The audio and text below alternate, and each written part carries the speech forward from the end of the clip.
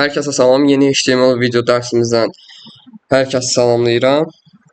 Deməli dostlar, bu günləri biz formlar və daxil etmə elementləri mövzusunu keçəcəyik. Formlar mövzusunu yəqin ki hər kəs bilir. Hər hansı bir veb sayta daxil olduğumuz zaman orada əlaqə hissəsini görürsünüz. Əlaqə hissəsində isə ad, soyad, e-mail və yaxud da ki telefon nömrəsini qeyd edib bir butona klik etdiyiniz zaman məlumatların getməyi. Bu funksionallıq, daha doğrusu bu sistem form adlanır. Mən bunu sizlərə göstərim. Deməli, gördüyünüz kimi burada əks olunan first name, last name, email adres, company. Gördüyünüz bu hamısı formun bir strukturudur. Formlar saytın ən vacib hissələrindəndir. Qeydiyyat, axtarış, əlaqə və ya daha çox məqsəd üçün istifadə olunur. Keçək formları kod üzərində göstərməyə dostlar. Deməli, form elementlərimiz form təqinin içərisində yazılır. Gördüyünüz kimi burada üzr istəyirəm. Gördüyünüz kimi form təqi var. Bura formun containeri sayılır. Və form elementin içərisində action təqini görə bilərsiniz. Action təqi nədir? Yəni məlumatlarımızın hara göndəriləcəyini göstərir. Daha sonra əlavə olaraq, məsəl üçün, hara göndərilməyini istəyirik biz bunu. Məsəl üçün, göndərilsin, məsəl üçün, .html-a, məsəl üçün. Daha sonra form elementlərinin içində action elementi ilə əlavə olaraq da metodumuz var. Metod elementimiz isə nədir? Metod bizim göndərmə üsulu, yəni get və ya post rolunu oynayır. Biz burada metodun içərisinə hər zaman post yazırıq. Çünki biz üzr istəyirəm. Bu formun içərisindəki yazılanları göndərməkdən ötürü metoddan istifadə edirik və metodun içərisində post hər zaman yazılmalıdır. Daha sonra formların içərisində başqa element olaraq label elementimiz var. Label elementimiz nədir? Baxın. Gördüyünüz kimi label'dır, for'dur. Inputlara ad yazmaq üçün istifadə olunur label elementi. Yəni baxın. Deyək ki, bura adınız formun içərisinə. Mən sizə bunu belə göstərim. Baxın. Formumuzun içərisindəki label elementinin adını görürsünüz. Hal-hazırda adınız olaraq qeyd eləmişəm. Mən bunu burada for'a ad yazıram. Daha sonra gəlirəm bunun inputuna. Gəlirəm inputa. Inputda da ad yazmaqdan ötürüdür. Text yazıram. ID-sini qoyuram.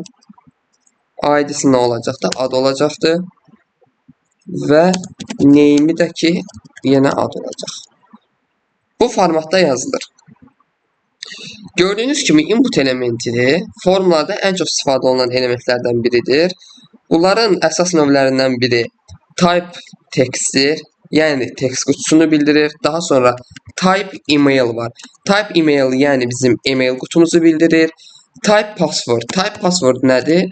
Burada yəni ki forumda kodumuzu, yəni passwordumuzu, şifrəmizi girə bilirik. Daha sonra checkbox elementi var. Checkbox elementimiz nə işə yarayır? Gördüyünüz kimi yazıb seçməkdən. Daha sonra radio düyməsi var. Radio düyməmizdə type radio kimi qeyd olunur və ən sonuncu bu da ki type submit olaraq qeyd olunur. Buna nümunə olaraq mən sizə bir nümunə göstərim. Ctrl+K+C olaraq input type text name'i soyad olsun. Daha sonra placeholder soyadınızı yazın. Burada yazın oldu. Gördüyünüz kimi hərflərdə biraz səhvlik ola bilər. Okey. İndi sizə sual yana bilər ki, buradakı placeholder nədir? Placeholder dostlar, bu boş ərazi placeholder sayılır. Gördüyünüz kimi placeholderımıza biz yazmışıq ki, siyahınızı yazın. Soyadınızı yazın üzr istəyirəm. Və burada da gördüyünüz kimi daha doğrusu soyadınız olmadı, saydınız oldu. Bu formatda bu ərazi placeholder sayılır. Daha sonra text araya bölməmiz var bizim. Text arayamız nədir? Çox sətirli mətn qutusu kimi sayılır text araya. Bunu bir dənə Ctrl K edək. Gördüyünüz kimi label olduğu kimi qalsın. Gələk bura. Okay. Bircə saniyə. Kodda səhvlik olur. Sən də Ctrl K edək.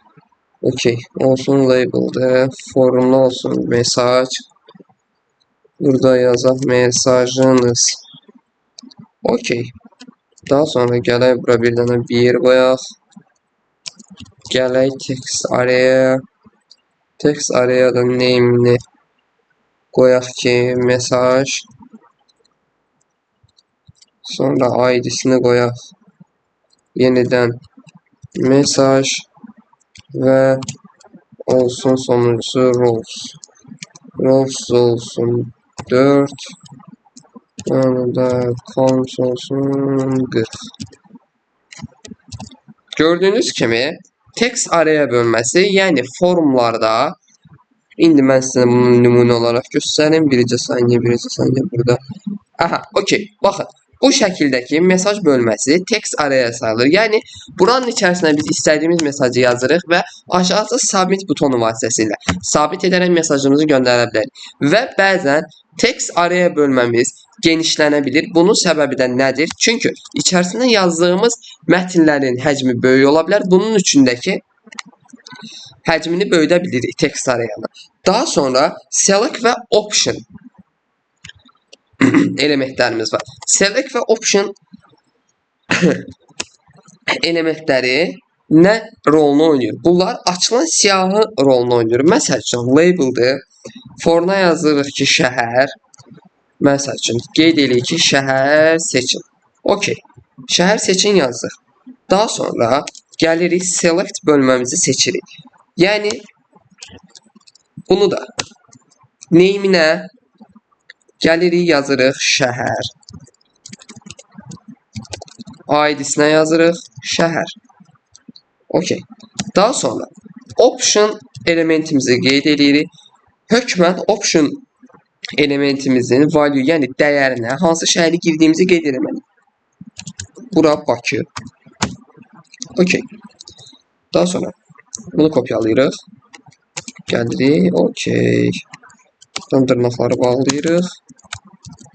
Əla. Bir dənə buradan da bağlayırıq. Okay.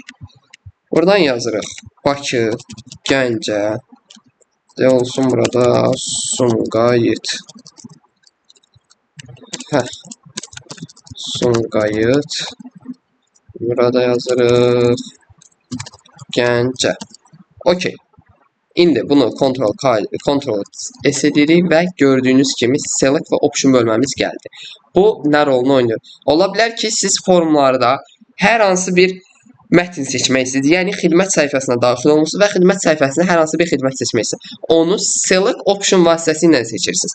Yəni gördüyünüz bu kod vasitəsilə siz veb saytınızda hər hansı bir seçim növünü yarada bilərsiniz. Daha sonra bu seçim elementlərin aşağısına da bir buton olur. Bunu da buton elementi təqi ilə qeyd edirik. Hökmən type-ını qeyd eləməlisiniz. Type nədir? Yəni submit. Yəni əlavə eləmək, göndərmək. Göndər yazırsınız. Okay. Gördüyünüz kimi submit. Deməli buradan Gəncəni seçirsiniz. Submit-ə vurursunuz. Okay. Web saytınızda məlumatlar arxa plana backend hissəyə göndərildi. Yəni sadə dildə qeyd edəsi olsaq, gördüyünüz kimi bugün sizlərlə